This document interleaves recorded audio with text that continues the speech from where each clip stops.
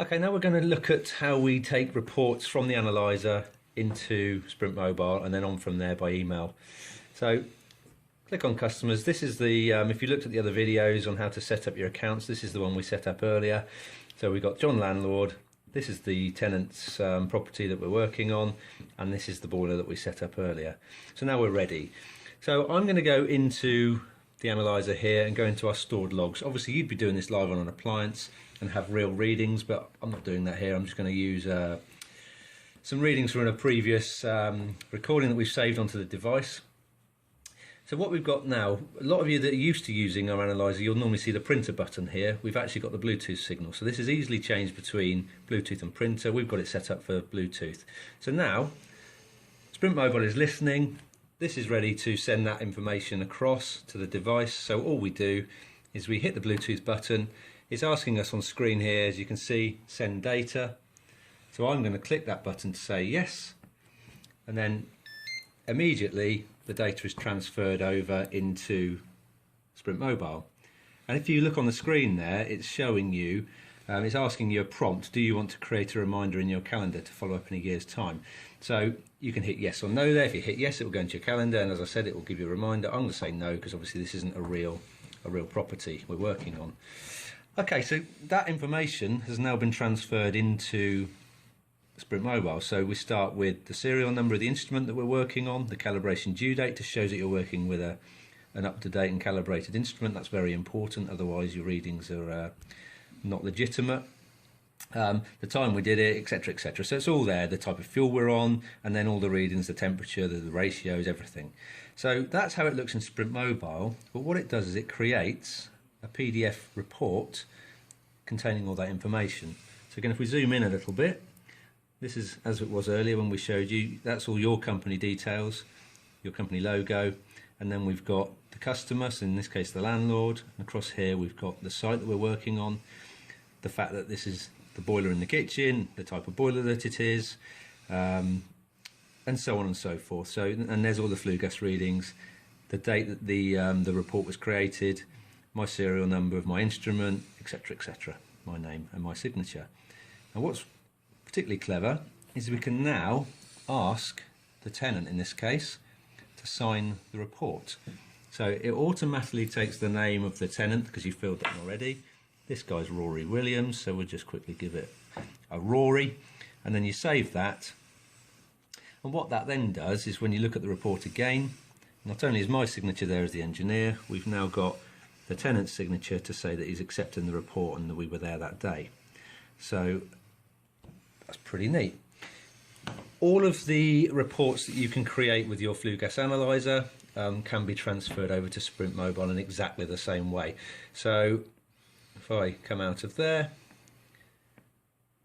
we've got different types of reports here. I'll just send one other over. Pressure log, that's some pressure ones we've done. I think there's a CO room safety test in here somewhere. There we are, let's try one of those. So again, that was a past test. Bluetooth, send data, and it immediately transfers that information over and again creates another report. Obviously that's not got any information, it's just it's not a real live readings, but it gives you the idea. And that says carbon monoxide report. It's a past one. If that was a failed, that would be in red, so it alerts the you know, whoever you're sending to that that's actually a failed test. Okay, from there what you can do is, if you click the I button at the top, this will now list all of the reports for that particular customer. So you can see here we've got flue gas analyzer reports, landlord certificates. We'll do a separate video on landlord certificates, how to create them, how easy that is to do. We've also got that bind tightness test. That one was obviously a failed test because it's in red. The green ones mean it was a pass test, and the blue, like a flue gas analyzer, there's no pass or fail, so they're in blue.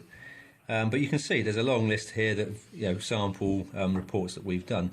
So what you can do is, if say you did various reports in this particular landlord property, you could tick them all and then say, right, sign those in bulk.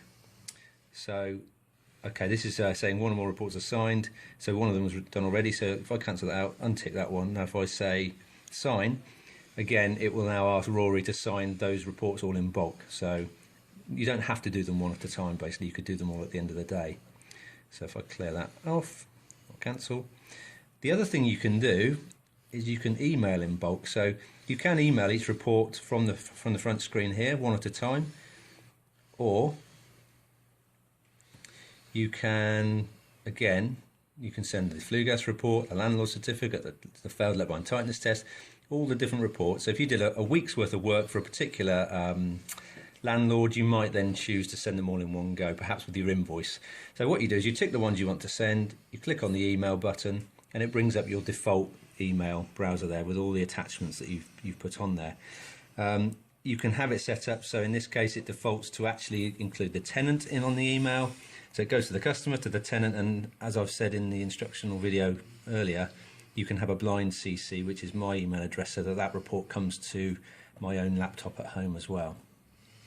Okay, and we've added some basic text here, just say, "Dear Mr. Landlord, please find attach your flue gas reports. Thank you for your business." That can be, again, tailored in the email settings to whatever you like. But because this is your default browser or your default email client, you can do what you can normally do with your emails. You can add other images, so you might choose to send an image of the boiler or whatever it was you wanted to show them. If you were going to tell them something about the report that day, you can type in there whatever you like, basically.